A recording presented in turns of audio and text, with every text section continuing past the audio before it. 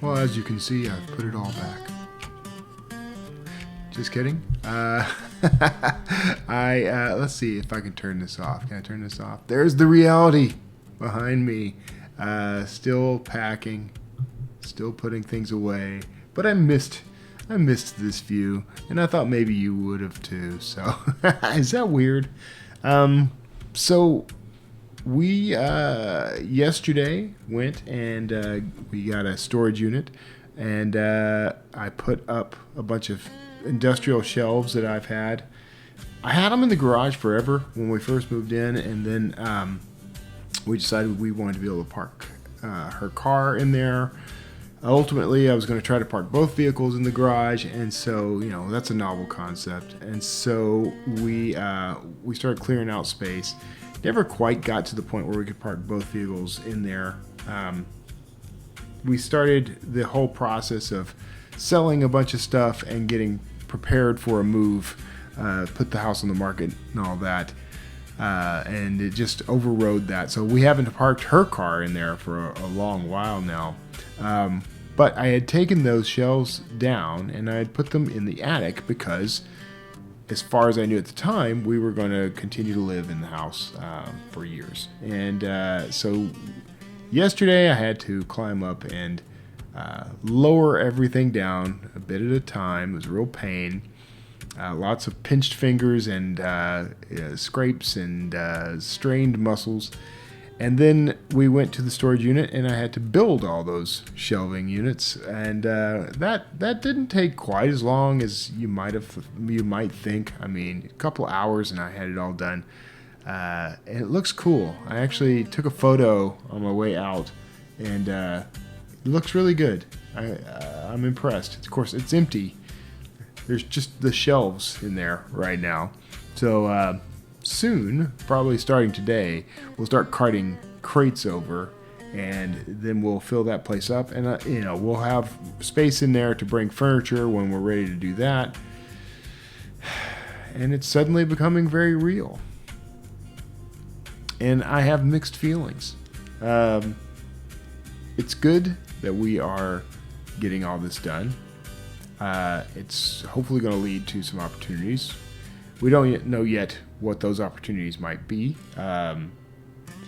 That's the struggle we're having right now, is that we are in this continuous state of not really knowing what's going to happen. This continuous state of uncertainty. Well, I am a writer, and I am something of a digital philosopher. So I thought, well, there's got to be other people who are dealing with that sort of uncertainty out in the world. Maybe I can be some hope for them. Maybe I can, help lead you, guide you from within. Lead from below, as it were. When you are in the middle of uncertainty, for me, the only thing to do is to try to turn to God and trust that God has my back on all this. It gets hard because I don't, it's not like God talks to me. It's not like he's, etched in stone what I'm going to do. Then I would have certainty, right? So the challenge is, how do you maintain trust and faith in the middle of uncertainty? I'll let you know as I discover it, but it's mostly kind of just, it's almost come down in part to what choice do I have? I don't know what's going to happen, a year from now, a month, a week, an hour from now. I have no idea what's going to happen. We have this cold wave, Arctic blast, or winter storm or whatever it is coming in tomorrow, maybe the next morning. Dramatic temperature drops, could be damaging in a lot of ways. It's definitely going to make things more difficult, and we're trying to wrap things up so that we can get on the road and drive to Pennsylvania. And it just keeps getting harder. And there still is no certainty. And we have there are things that are supposed to happen that haven't yet happened, and they keep getting pushed out and delayed. Man, this is not feeling like the hopeful talk I was hoping it was going to be. All I can tell you is that I pray and trust God. If you are going through something like this, I understand. And I wish I could help you in all kinds of ways. And I can't really. But I can offer to understand. And that's what I've got right now. That's the resource God has given me. It's the ability to empathize with where you are and what you're struggling with, whatever it is. Look, we've lost people in our lives. We've had illness, affect us either directly or indirectly. Losing jobs, losing incomes, losing your homes. All of us have felt that. The only recourse we have is God is there. And I think that He wants us to count on each other. If I can help in some way, even just offering some form of assurance, then that's what I'm supposed to do. So, man, I feel like I'm being such a downer. Everything's going to be fine. Everything always works out. God's always got a plan. I trust that plan. Even though right now, I feel afraid. At times I feel abandoned. At times I feel lonely. Sometimes I'm angry, resentful. So there's a whole gamut here of emotions. But through all of that, Scripture does tell us that we should trust, that we should rejoice. And that's what I'm choosing to do. And I think that's the point. It's all about the choice we make, what choices we can make. So I'm going to continue to choose that even when it's hard. And sometimes I'm going to have a conversation. Maybe I'll have a conversation with God that isn't very nice to God. Sometimes He can take it. Maybe I'm going to write things in a journal that are a little sad and depressing sometimes. And that's fine too. But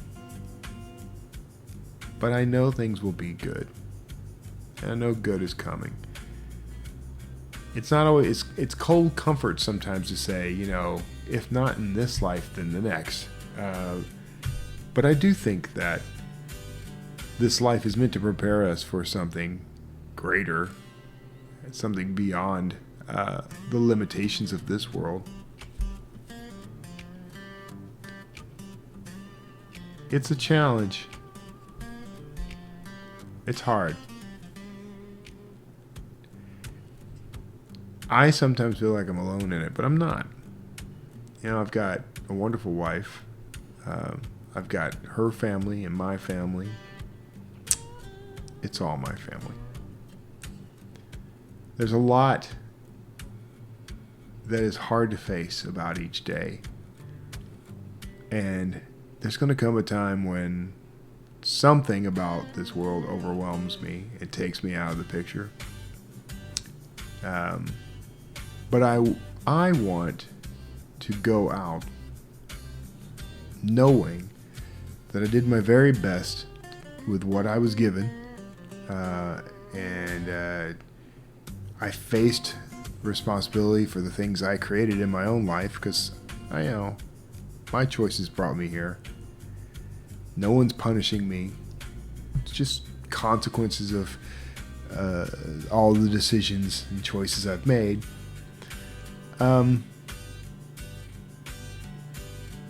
But I want to leave this world knowing I did my best to encourage others and help them when they felt like the world was too heavy, too much burden. So that's where I'm at. That's what I'm going for. God's got me. I wish things were easier. I really do. I'm going to pour myself a little coffee here. I wish that things were simpler, that solutions were already manifest. But there's something for me to learn in this. That's what I have discovered, or that's what I believe. And there's something for me to produce from this.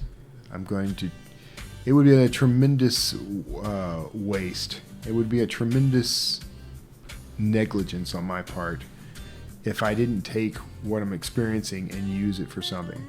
I'm continuing to write. I've got several books in progress, and I've noticed that there's a change in timbre for me when it comes to the writing. This is influencing what I want to write, because I now realize that what I want to write is hopeful fiction. I want to write something that touches souls and encourages hearts and makes lives better, and through all that makes the world better. That's what I'm taking from this, what I'm learning from this. And if I am I don't want my loved ones to suffer, those who depend on me, so I don't want anything to happen to them, and I want to be able to take care of them in every way that I can. But if I find myself sleeping on the streets, I will find a scrap of paper and a nub of pencil, and I will write what is in my heart, so that I might touch the hearts of others. So right now, maybe I should just come straight out and say that Kara and I are in a valley of a financial valley. That's a euphemism for we are struggling financially. That's what's happening, and so it's a challenge to keep moving forward in the things that we know are right when we feel like we are falling apart. But God always takes care of us, always has. Things are always better than they seem. There's always light somewhere, and I'm just going to keep moving towards that light. So anyway, this was I never know what I'm going to say in these things, so forgive me if I ramble on. I know some people have criticisms of this kind of thing, but I appreciate that you're here and that you are a blessing in my life. I'm really glad that you watch these. I hope that you are reading my Substack posts, because actually what I've discovered, what I'm thinking is that Substack is much more aligned to who I want to be as a writer than a lot of my fiction has been. And so I'm now in the process of aligning my fiction to the kind of writer I am on Substack. Is that interesting? So anyway, hey, God bless you, whoever you are. Thank you for tuning in, however you do that. Whether you are watching me on YouTube, or maybe you're catching this on the Substack post, the companion piece for this. I really appreciate what everyone has done for me, the readers who have supported me over the years. Things are challenging right now in my life, and I want to take that and use that for the enrichment of other lives. I want to take whatever pain and sorrow has come into my life, and I want to repurpose it so that it blesses others.